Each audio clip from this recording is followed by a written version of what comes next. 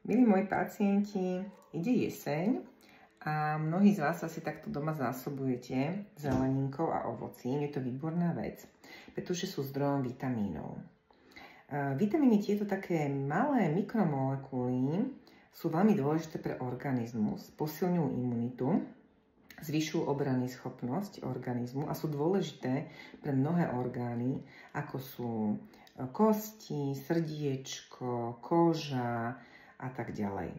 A ja som sa preto rozhodla, že vám urobím školu vitaminoterapie. V každom dieli vám predstavím jeden vitamín, ktorý je dôležitý pre náš organizmus, dôvod, prečo je dôležitý, kde sa nachádza, zdroje a keď ho budeme užívať v suplementoch, tak aká je ideálna dávka. Čiže všetky také dôležité informácie, ktoré môže lekár podať pacientovi.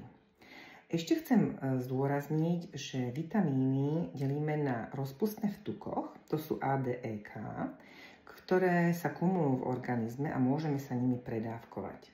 A potom sú to rozpustné vo vode, a to sú C a B, ktoré sa vylúčujú obličkami a tie treba dodávať denne do organizmu.